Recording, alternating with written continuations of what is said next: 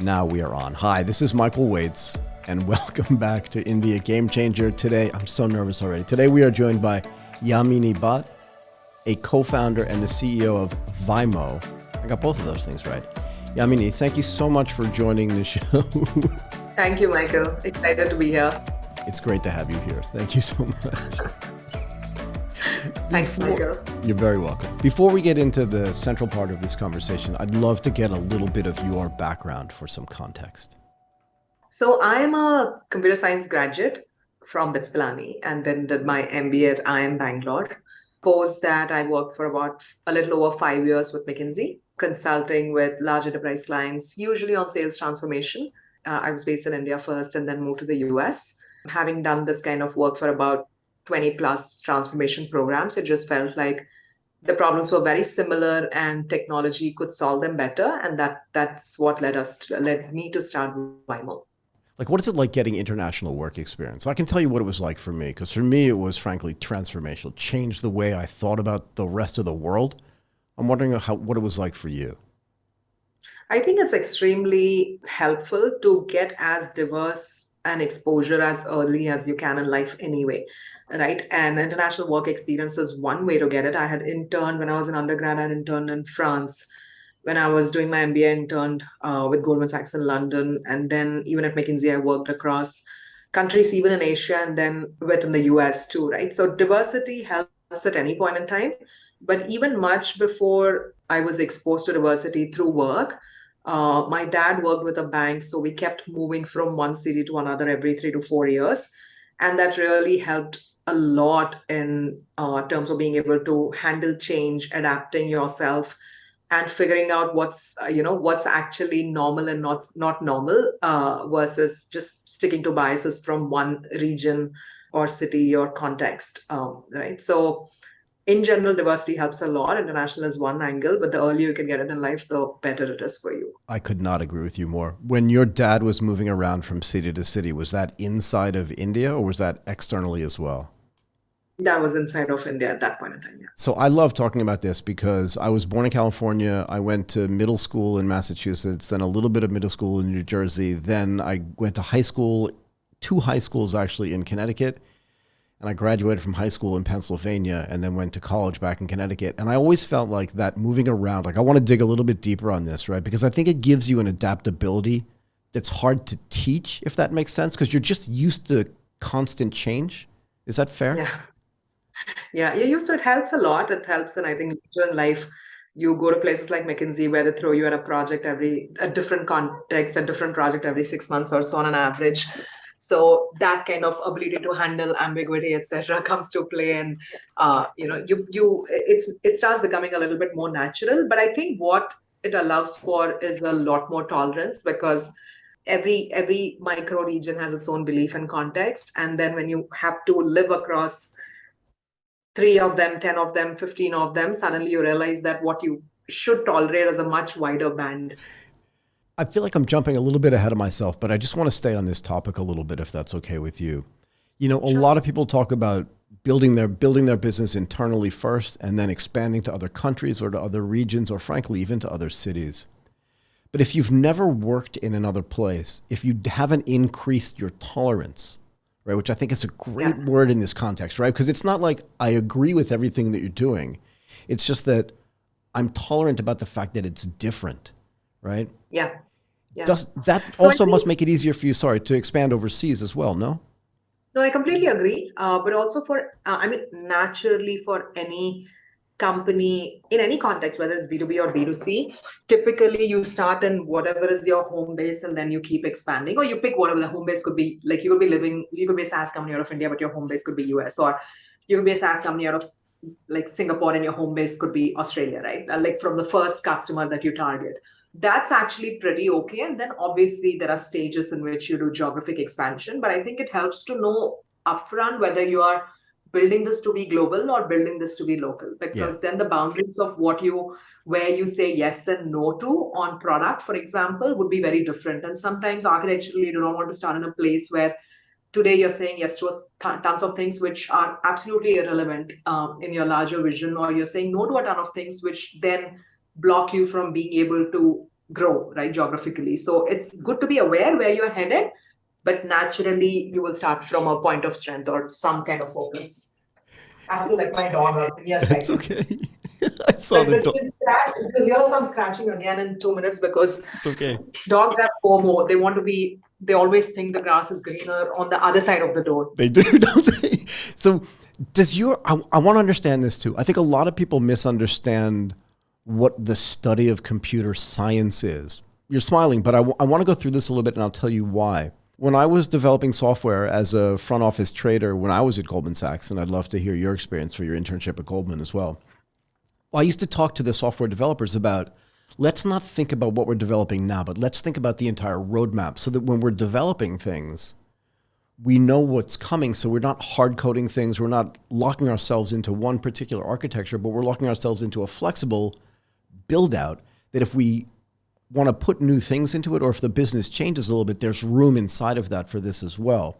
Do you think your computer science background helps you in developing other products in that way as well? Do you know what I mean? This idea of understanding frameworks and architecture. I agree with that. I think it comes down to first principles thinking. Two, three examples that support or counter this, right? Yep. In general, having a mindset of first principles thinking helps you look at the core building blocks and helps you build around it. Like at first principles thinking, and what McKinsey, for example, is ask the five whys. Why are you doing this? Why this? Why exactly this way, etc. Right? And that helps you build back to you bring a solution to the problem statement. Actually, it helps you get to the core need, right? In engineering, those building blocks are different, right? I think a lot of engineering education also happens to be about languages. Learn C, learn Java, learn Visual Basic, etc. Right? Like long ago. So it was about learning this stuff, and then I think the switch mentally happened for us when during the curriculum, there was a point when one of our professors, one of the course was about how to write a language. Like, why do you need a language and why are there so many? And how do you actually write? What are the building blocks of writing a language, right? And you learn about lexers, you learn about parsers, you learn about compilers, and then you understand what you're trying to do with the language. It's not about what language it is, but what is it that you're actually trying to do. So those become the fundamental building blocks, right? Very similar to the five whys of McKinsey. So I think more than anything, and I'm guessing it's not that sciences is different from humanities. Like every format of education, every field of education most probably has its building blocks. If you have gone through a curriculum without having hit those, then unfortunately that probably was not the right, not the perfect way to learn something. If you were just fed the output, not the building blocks.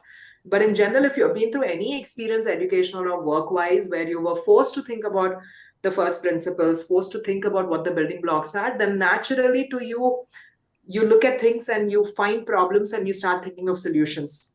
Having tech background definitely gives you the hammer to go, you know, look for many nails. Honestly, it's a bias because you just feel like elections fantastic. How can you just code it out, right, to be able to win an election? Or smart cities, fantastic. How can you just code this out, Right. right? So tech gives you that natural bias, which I believe is good because it is a very scalable way to solve problems. So I built a house in Tokyo. I love asking people about this. I bought a piece of land and I built a house in Tokyo. Obviously, I didn't build it, and I hired an architect who's more of an architect, right? And I realized when I was talking to Ricardo that he had a hard time looking at like an empty piece of land and not wondering and theorizing about what he could put there to make it better.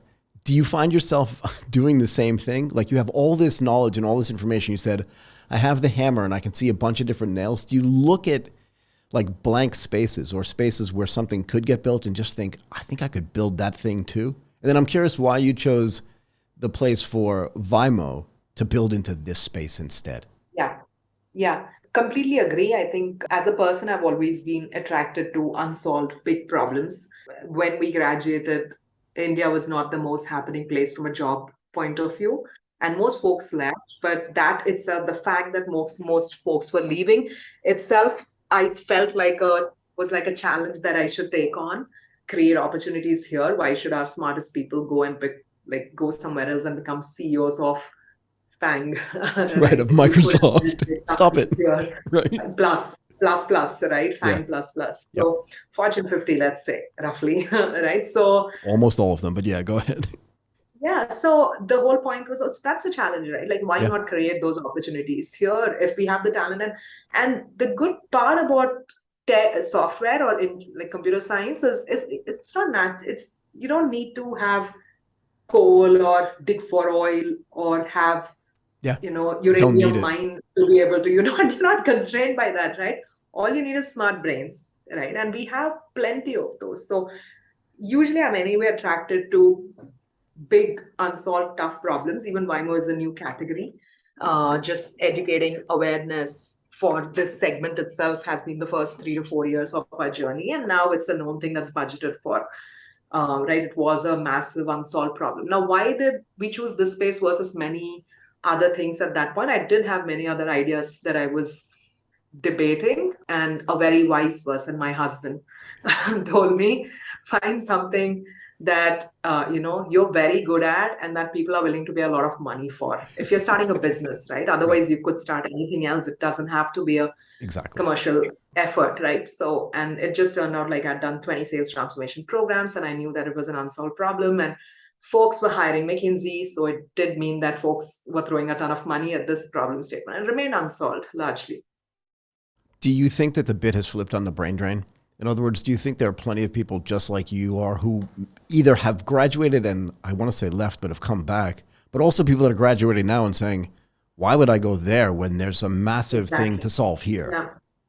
India is a place where a huge amount of growth is yet to be unlocked, Yeah. right? It's very easy for us to triple from here over like the Easy. next few decades. Right? That's Easy. huge opportunity for anyone who is willing to take that bet and jump at it, right? And it's not like, and I'm very proud that at the same time that we were thinking of it this way, there were a lot of folks in our cohort, in my generation, I would say now, who actually took the same bet, right? Who came out of IITs and IIMs and BITS and many other institutes and said, you know what, I'm going to stay here. I'm going to go figure out how to sell books online. And then we have a Flipkart. We have so many such massive companies that have got built out here, which helped actually fund all the talent creation that happened here. Growing up in India, it's very easy to believe that, hey, you know what, you grow up and then you go to college and then you go find a job in some other country because those are the big opportunities. If you think about it, it's not a normal thing. You grow up, it's not like kids growing up in America thinking, hey, I'll grow up and then I'm going to go to Eastern Europe for a job because the opportunity. It's actually not normal for someone to have to leave your home country and your family and closest friends and actually go start from scratch somewhere. And it's not normal, but it's been so normal for us in India that folks don't think of it any other way. They just go on that track, right? So, but I don't think it's normal anymore, folks. I've heard. I was very happy that one of my closest friends, investment banker for the last 15 years, that I was dabbling in all of this. She was talking about how now you can't expect the best brains to come and join an investment bank, right? That they're struggling with getting the best talent in London and New York and Singapore. They're struggling to get the best talent from these schools in India. And I was smiling because, some of the best talent here is now going to these startups and probably building companies in this market, right? Yeah. So I do think the story has changed, and it's definitely not one of us who's been an enabler. It's 100 such folks who made the bet about 10, 15 years ago, and that's really changed the story. So when I was graduating from college in my generation, which is different than yours a lot, I'll try not to make you laugh when you're drinking water again. But the only real places to go get great jobs was on Wall Street or with one of the big consulting companies, right? Was your family and was your group of friends surprised when you left to go start your own business? Were they just like, oh my God, like you didn't work this hard to get this stable to then go back into instability? Do you know what I mean? No, actually, it was quite funny because no one understood.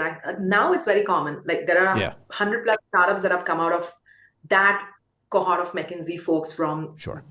this geography. In fact, we have a WhatsApp group and we are more than 100, I believe, at this point in time. And many are unicorns.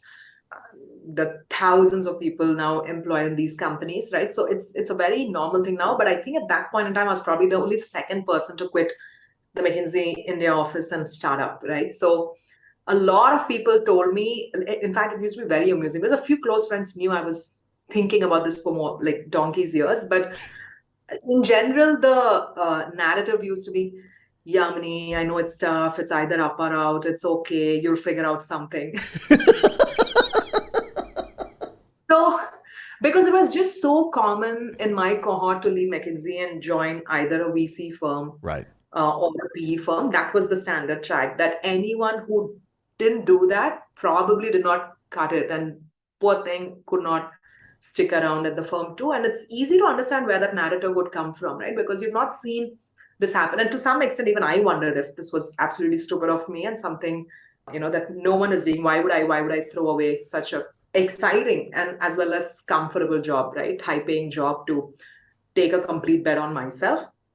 But you only live once. If you've got the bug, you better. You just have to Are you a live. natural risk taker, though? In other words, do you take risks like this, calculated for sure, in other parts of your life? Do you know what I mean? I do think you have to live in the present, and if you feel like you are not complete until you do this one thing, and it could be maybe you want to learn music, and maybe every day you need to play, otherwise you won't find peace, or maybe you need to meditate, or maybe you need to trek and you need to hike, and if you don't do that every weekend, you do not feel complete. Yeah. So I do feel people have these things that they need to do, and I just think you should do it if you feel like doing. Like it's not like you're going to get, I mean, you will get many chances, but you might as well just do it. So yeah, maybe in retrospect, yes, I'm a risk taker, as you can see. But you didn't feel, but it's interesting because you didn't feel, at least it doesn't I sound didn't like you feel like I felt was like you. taking a risk. So I didn't feel like I was taking a risk. In fact, there's a Twitter thread where I posted this. I was reading Psychology of Money, Uh-huh. and that's when I started understanding what might have happened. I remember my dad when he retired after working in a very, very secure job, which was not the case with his dad, right? My dad's dad was a tailor, Right. and they did not have a secure childhood. You would have money one day and you wouldn't have money one day. Stability was the biggest thing for my parents' generation, Yep. and therefore public sector jobs were a big thing. Therefore, working with the bank was a very big thing. He worked with the same bank for about 30 years, grew up the ranks to near like number three, number four, becoming the number three, number four person there when he Yep. retired. And I remember he told me when he was retiring that he had X in his bank, like X dollars, whatever Whatever it that was was. in Yeah. his bank, and that he was secure. And just that number X stuck in my mind. And 5, 6 years into McKinsey, plus with a few international internships, plus having worked with McKinsey US, etc., there was X in my bank, or a I number understand. close to that. Yeah, it was close enough. Yeah. And the moment I realized I was getting closer, I was like, wow, this is like just 5 years and 6 years into a career, you feel the same sense of security that your dad at that point is feeling, which pretty much means that if he's ready to retire, you should be ready to do what you want to do, really want to do, right? And it's not that I didn't really love what I was doing at that point, Sure. but it just felt like, no, if I have no boundaries, here is what I would really want to do, right? And I took the leap. Do you think that McKinsey and companies like McKinsey are great training grounds for startup Yeah. founders? It's a fantastic finishing school. In fact, it just shows just with the number of it's not that you have to go to a place like this to be a No, founder. I no, no, think no. in general you have to be a risk loving, curious, first principles person in general, ready for challenges, and you fall 100 times, you get up and you move on, right? You don't let it get to you. In general, all of that is needed. So this is not needed, but it's in it. If you get the chance, yes, it's a fantastic finishing school to go through. I feel like sometimes people in the startup world believe that companies have to get built really quickly.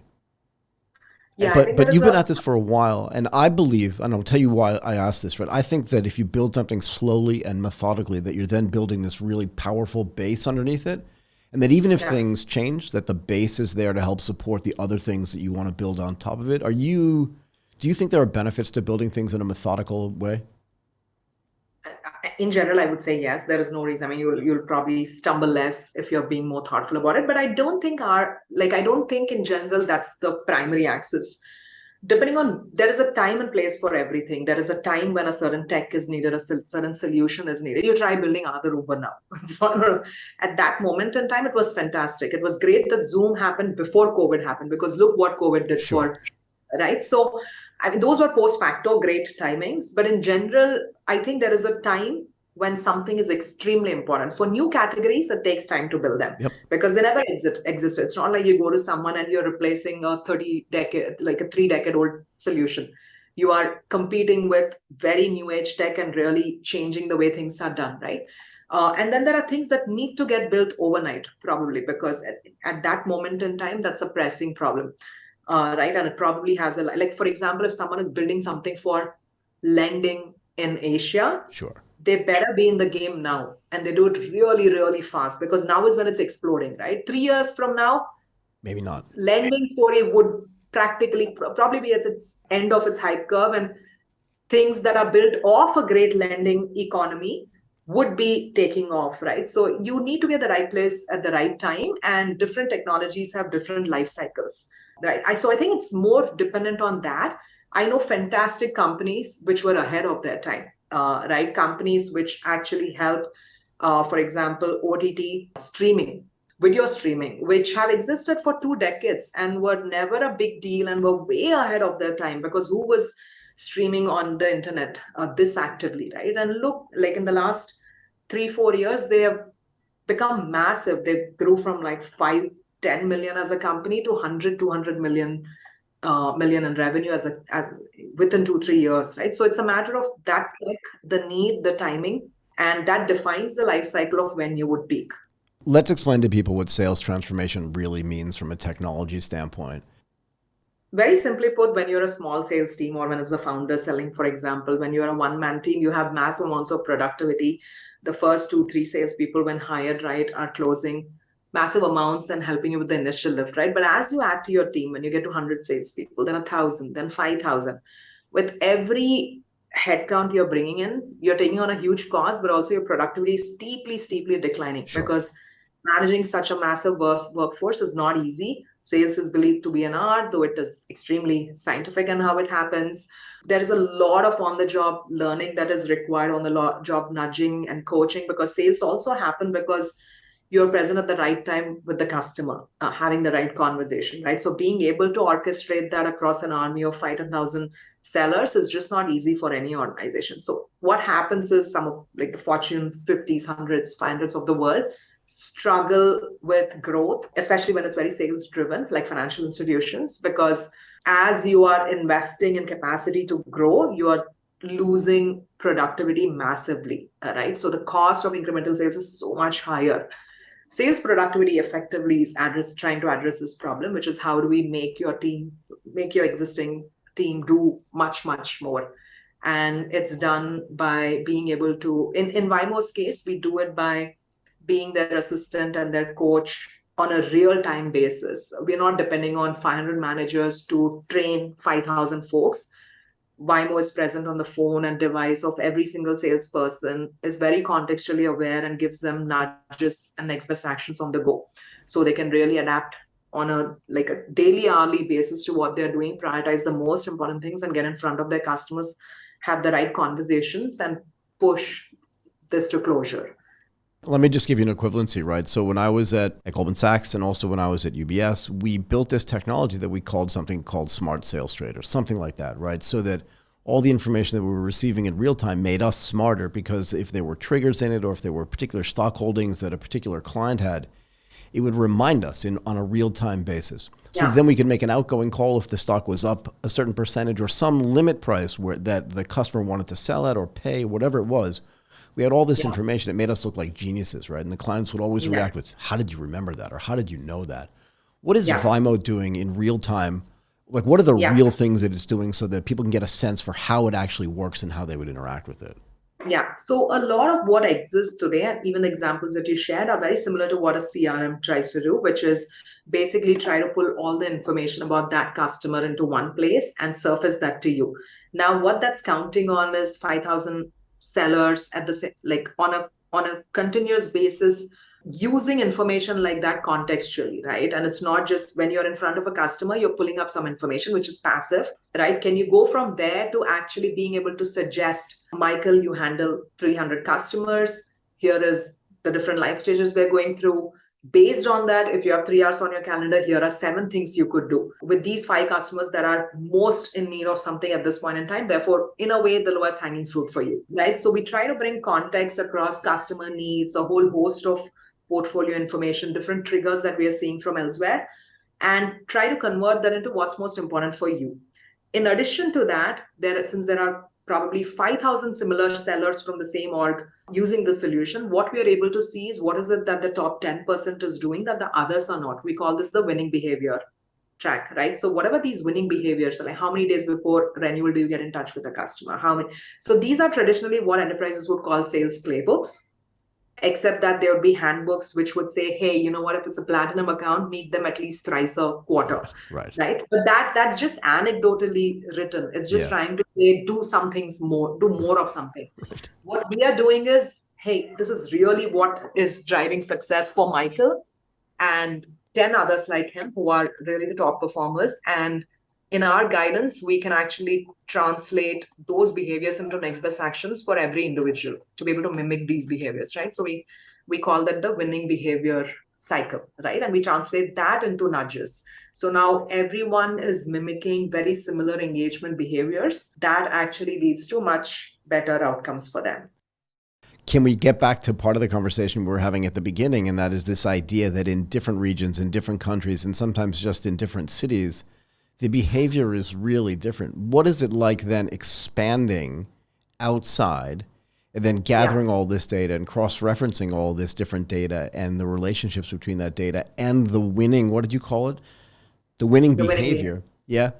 In different places, and then sending that out. Like, are there learnings you can get from India that are appropriate in the US and vice versa? Or is it very specific culturally and country-wise that makes it really different? There are definitely nuances even beyond country wise, right? Within the same country, depending on the product you're selling, depending on like whether it's a banking product or a lending product or a commercial product or an insurance product, the cycle times are different. The customer's buying nature is that engagement triggers need to be differently treated, etc. So we have what we call use case playbooks, which are nuanced to this. In fact, retail insurance in US might be similar to retail insurance in, for example, Japan on certain contexts versus commercial banking in Japan might be that much more dramatically different from like retail insurance in Japan, right? So even across geographies, there are some similarities and some massive differences even within geographies. What is similar though is the only reason someone gets into sales is because they want to make their commission by meeting their goals, right? So a lot of performance management track converted to activity, converted to nudges, that user experience that we generate shockingly has been reasonably relevant across geographies, which was a huge shock for us. Like we have daily active usage of 75% plus on our tool, which is that 75% plus of our 250,000 users come every day to Vymo to use it. In comparison, Slack's is about 50%. Which must mean, like, I'm wondering what the time frame to impact is for a salesperson. How long does it take them to figure out, oh, wait a second, if I do what Vymo's telling me, I get back to meeting my goals and making more commit. Do you know what I mean? Like, what is that time frame to impact on average? So typically between the 6 to 8 week period is when we hit about 70 to 90% daily active usage, which means most folks have recognized that this is useful and have started coming back every single day to Vymo. Wow. Right? And folks are using Vymo our users are using Vymo for 60 minutes a day. They're coming in 10 different sessions of 5 minutes each. So they come look at the next best actions, then go do that and then come back again, right? Contrast that with Instagram's daily engaged users. They spend 30 minutes a day on Instagram on an average. So Vymo is we call Vymo a habit. So Vymo is a habit because you're coming back again and again. So Vymo is a habit more than like a tool or any such, right? Essentially, that's how we think of it. So we think of what are the habits salespeople will value for themselves, right? Not because their managers want them to use this. And how can we make Vymo more of a habit? I was going to say the big difference is that when you're done using Instagram, you've had a dopamine hit or a serotonin hit. And when you're done using Vymo, hopefully you've had a commission, I don't want to say hit, but a commission raise. So it's a big difference in what the outcome is, right? You're spending money, you're making money. Let's look at it that way. Or wasting time or making money, right? I think it's really an interesting way to look at it. What I'm really curious, right, because you've been at this since 2013. When the pandemic came, right, at the end of 2019, beginning of 2020, Were you just sitting there thinking, oh no, what is the impact of this going to be? Or were you just thinking this is a massive opportunity? Like what happened through the pandemic? And So, you also raised money sort of at the tail end of the pandemic too. I'm curious how all that and went. also just before the pandemic. So, Congratulations, both times, yeah. by the way. At the beginning of the, obviously there was 15 days of shock because pandemic hit us around mid-March, Yep. early March, and March was our financial year closure. So Right. that those 2 weeks, everyone went into just confusion on what it would mean or not mean for them, right? All the Yeah. major enterprises. Within 2-3 weeks, we understood this could be really good for us because it's going to accelerate digitization. Right. But also the fact that in the first 3 to 6 months of the pandemic, driving sales productivity was not top of mind. Driving customer operations and customer service was top of mind because you like have lost your usual ways to stay in touch with your customer, including people are working from home and you don't have a way to access secure email, right? Or many of your core systems were not accessible from home. So for large enterprises, and Vymo serves the number one banks and insurers in each of the countries that we exist in, right? So for these massive behemoths driven by compliance and regulation, providing access to fundamental stuff like email from people's home offices or even core systems was a very, very big deal. So that became the first 6 months agenda. And therefore, for us, new logo acquisition definitely came to a much, like went down to a hugely slower pace. But the customers who had already adopted Vymo over the time period of the pandemic, like grew 3 to 4 times with us. Like there was rapid digitization in these organizations, and Vymo actually was became the backbone of how that was done, including their own employee engagement. Because now you have a workforce of 5 to 10,000 who are remote for the first time ever, and these are salespeople. Many of them are a very young force who now need to be remotely, right? And everything that Vymo is talking about, how to be on the go digital coach, came fully to use during the pandemic for these organizations. What was it like though, trying to build from India into some of the biggest markets in the world during a pandemic? It was not easy because if Vymo was a SaaS company that was targeting SMB or mid market or even like any of those segments with probably like $100 to a 5,000, 10,000, 20,000 ticket size, Yep. our entire engine would be have been built to be able to sell remotely anyway, right? But our deal values are, our average customer contract value is $500,000, and these are with some of the most regulated institutions, like financial institutions, right? So usually we have local presence, and that's what our go-to-market involved. Like I said, we just raised money before the pandemic, so we had put feet on ground in 7 different countries. And then the pandemic hit, right? We used it as an opportunity to test, just do rapid experimentation in the market on what would not work. There were the multiple geography game helped us in a way because Yeah, for sure. if you remember how the waves were, Yep. the waves were very, they were not at the same time across geographies. No. So we were able to leverage the recovery periods in different markets for momentum in those markets, actually. So in some ways, it played out okay versus placing all your bets on 1, 2 locations, which would have been very deeply trouble at the same time, right? So that helped. In general, we used it for experimentation, but the shock was when we actually broke into like the number one, number two, number three insurers or banks in these places, financial institutions in these places during the pandemic. And these are highly conservative enterprises which actually signed up for a company which was not otherwise locally present, right? Turned out to be our first customers, and that includes Berkshire, for example, in the US. And that was extremely huge kudos to the team that managed to do it. So you may or may not know this, but I have probably, if not the largest, one of the largest insurance and insurtech podcasts in the world. Oh, nice. Yeah. So I've spent the last 3 or so years talking to hundreds of insurtechs and also incumbent insurance companies all over the world, really.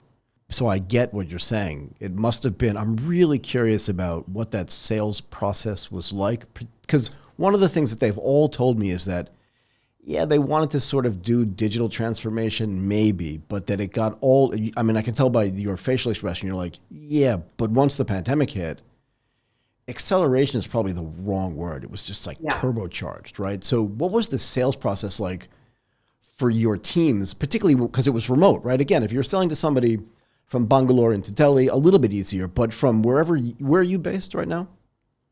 Right now in Bangalore. You're in Bangalore, yes? So selling from there, obviously you have boots on the ground somewhere else, but like just having that whole process into Berkshire, Yeah. into some of the big insurance companies and big banks in the United States must have been really hard, no? Yeah. There was 1 year there during the pandemic time when I had a 24-hour job because Japan would wake up and then West Coast would go to sleep at a certain time, right? So that was Yeah. nearly a 24-hour job for me. But it was great that folks were open to meeting, that these large enterprises were open to meeting vendors remotely, etc. So we also learned a lot of things about our go-to-market model, which, we could still play remotely and could strengthen thanks to the experience during the shutdown time. But in general, for these financial institutions, the first 3 to 6 months were a shocker because they needed to figure out their own business models. Yeah. And they needed to figure out basic customer service stuff that they were like compliance wise obliged to do first, and then basic employee support in a remote context.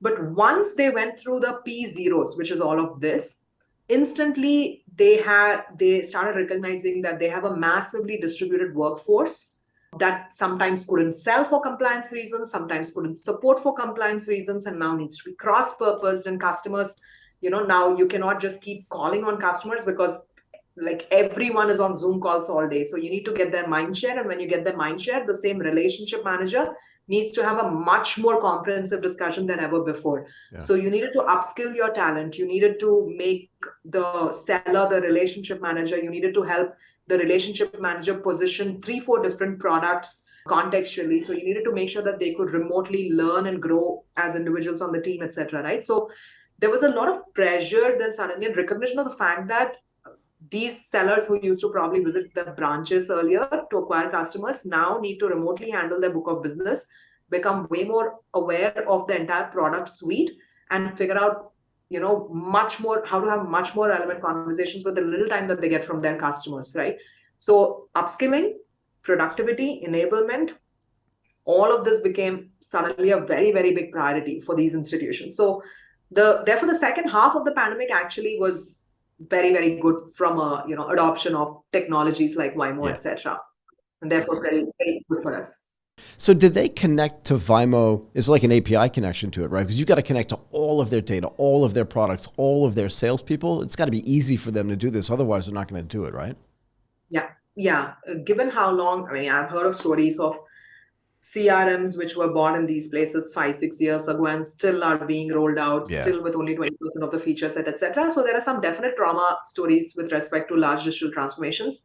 But with most of our clients, we on an average go live between 4 to 6 weeks. Nice. And we figured out that playbook. It was important that we figured out that playbook in the context of some of the most conservative enterprises, right, on how to be able to launch fast enough for them. Because when a sales leader in these organizations decides that they need to fix sales, they want to fix sales very, very fast. Of course.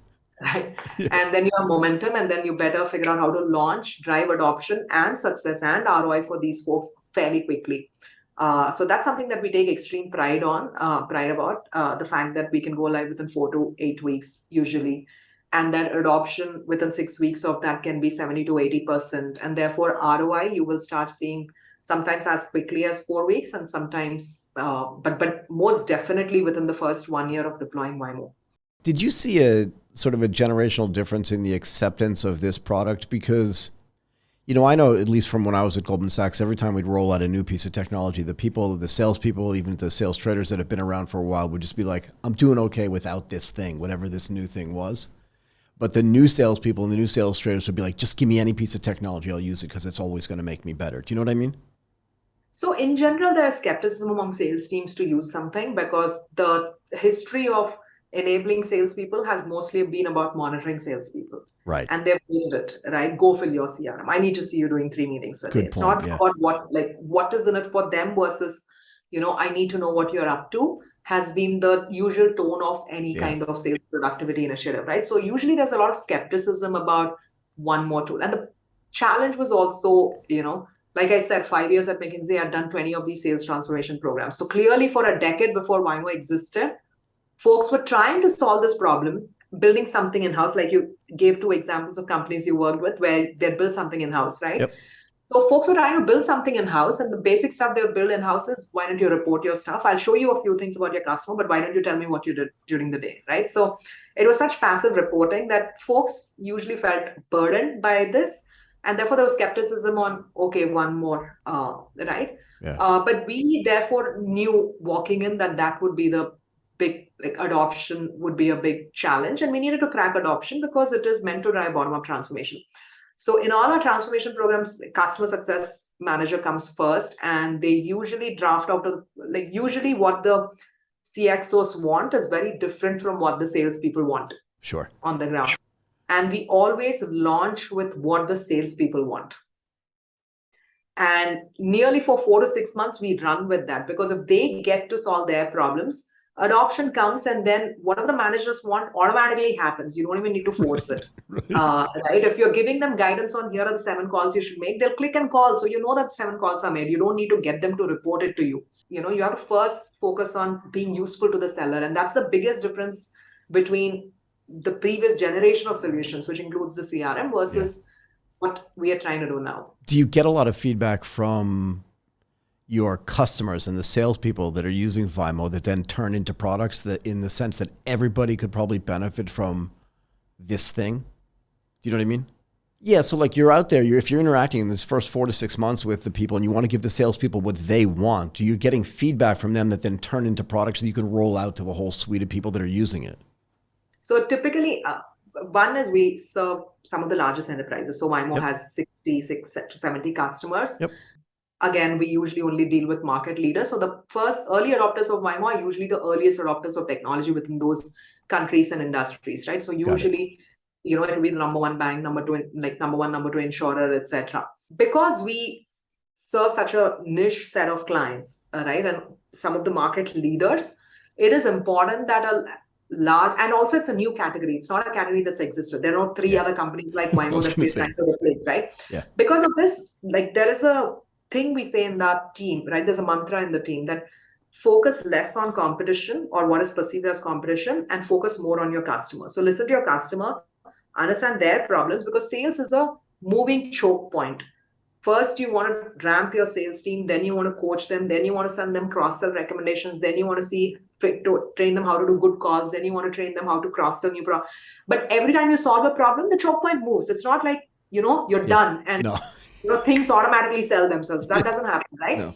So the choke point moves. So we've learned that our roadmap is basically about addressing what the next choke point is from a sales productivity point of view. Ultimately, we are trying to help sales teams sell more.